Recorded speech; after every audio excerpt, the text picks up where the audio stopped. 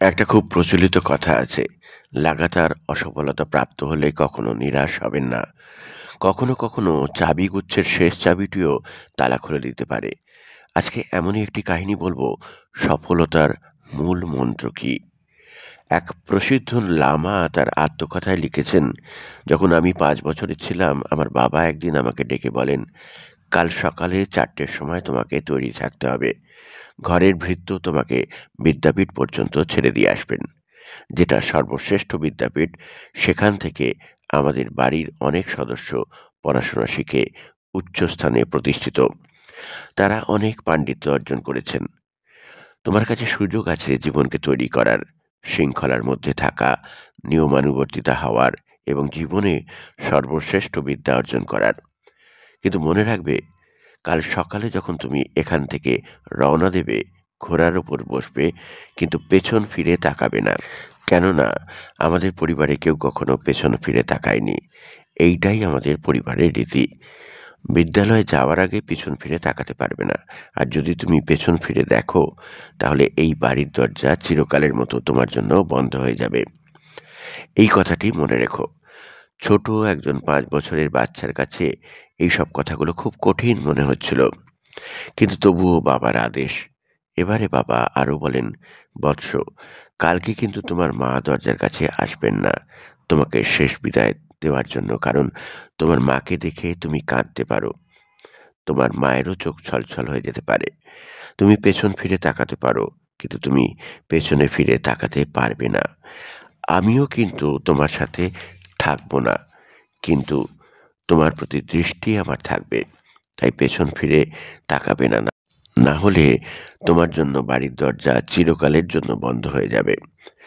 বারবার এই কথাটি ওই বাচ্চাটিকে বলতে শোনা যায়, আর তার কাছে কোনো বিকল্পও ছিল না। সে হ্যাঁতে হ্যাঁ মিলিয়ে চলছিল। পরের দিন সকালে 4টের সময় বাচ্চাটি তৈরি হয়ে ঘোড়ার পিঠে চড়ে বসেছিল। বাড়ির ভৃত্য তাকে সঙ্গে করে নিয়ে বিদ্যাপীঠ পর্যন্ত যাচ্ছিলেন। আর ভৃত্যটি তাকে বোঝাচ্ছিলেন, বাবু, ভুলেও পেছন ফিরে তাকিও না, কেননা তোমার বাবা ছাদ থেকে তোমার প্রতি নজর রাখছেন। আর ওই যে মোড় দেখছো, ওই মোড় পর্যন্ত ওনার দৃষ্টিশক্তি যাবে। পেছন ফিরে একদম দেখবে না, কারণ বাড়ির দরজা চিরকালের জন্য বন্ধ হয়ে যাবে। ওই 5 বছরের বাচ্চাটি ভেতর থেকে কঠোর হয়ে গেল। সে পেছন ফিরে তাকালো না। যখন রাস্তা অর্ধেক পেরিয়ে এলো, তখন ভৃত্যটি তাকে বোঝাতে লাগলো, বাবু, বিদ্যাপীঠে যাচ্ছ, ওখানে প্রবেশিকা পরীক্ষা হবে। আর ওই প্রবেশিকা পরীক্ষায় যদি তুমি উত্তীর্ণ হও, তবে তোমাকে ভর্তি করা হবে, অন্যথায় সেখান থেকে বার করে দেয়া হবে। বাড়ি ফিরতেও পারবে না, ওখানে ভর্তি হতে পারবে না। তাহলে কি করবে? তাই তোমাকে যেন তেন প্রকারে ওই প্রবেশিকা পরীক্ষায় পাশ করতেই হবে। 5 বছরের বাচ্চাটি হ্যাঁতে হ্যাঁ মিলিয়ে চলল। যখন বিদ্যাপীঠ পৌঁছয়, তখন সেখানকার আচার্য তাকে বলে, বৎস, প্রবেশিকা পরীক্ষার সময় হয়ে এসছে। এই পরীক্ষায় যদি পাশ করো, তবেই ভেতরে যেতে পারবে, নয়তো চলে যেতে হবে। কোথায় যাবে আমি জানি না, কারণ তুমি বাড়িও ফিরতে পারবে না। 5 বছরের বাচ্চাটি এবারও আচার্যের কথায় হ্যাঁতে হ্যাঁ মিলিয়ে যায় আর জিজ্ঞেস করে, কি করতে হবে? আচার্য বলেন, যে মুখ্য দরজা আছে, ওখানে গিয়ে ধ্যান মুদ্রায় বসতে হবে আর চোখ বন্ধ রাখতে হবে। চোখ একদম খুলতে পারবে না যতক্ষণ পর্যন্ত না আমি বলছি। বাচ্চাটি বলে, ঠিক আছে। ওই বাচ্চাটি মুখ্য দরজার সামনে বসে পড়ে এবং ধ্যান মুদ্রায় চোখ বন্ধ করে বসে থাকে। বলা হয়েছে, যতক্ষণ না বলবেন ততক্ষণ যেন চোখ না খোলা হয়। 15 মিনিট, 20 মিনিট কেটে গেল। মাছি মুখের সামনে ভনভন করতে লাগলো, মশার কামড় লাগাতে লাগলো।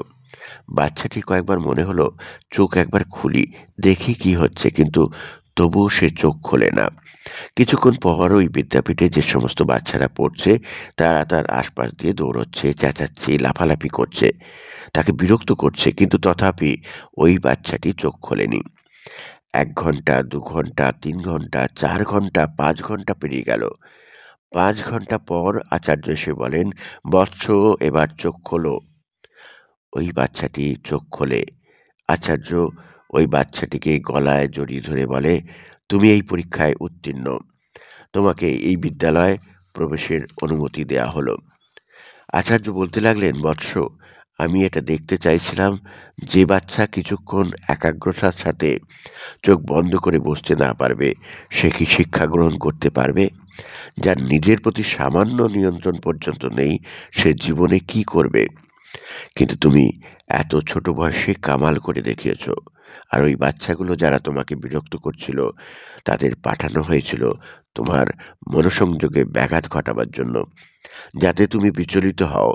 তোমাকে শৃঙ্খলা এবং নিয়মানুবর্তিতা আনার জন্য আমাদের কঠোর হতে হয়।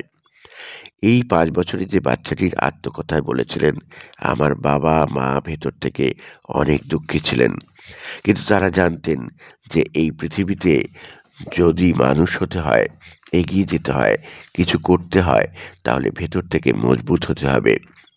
এই ছোট কাহিনীটি থেকে আমাদেরও শিক্ষা নিতে হবে। যে সমস্ত বাবা-মা সন্তানদের খুব আদরে মানুষ করেন, তাদের উদ্দেশ্যে বলবো, এই আদর আপনার সন্তানের ক্ষতি করছে না তো? সন্তানকে নিশ্চয়ই ভালোবাসবেন, কিন্তু প্রয়োজনে কঠোরও হতে হবে। তাকে ডিসিপ্লিন শেখাতে হবে, শৃঙ্খলা পরায়ণতা শেখাতে হবে। তা না হলে আপনার অজান্তেই আপনার সন্তান বিগড়ে যাবে।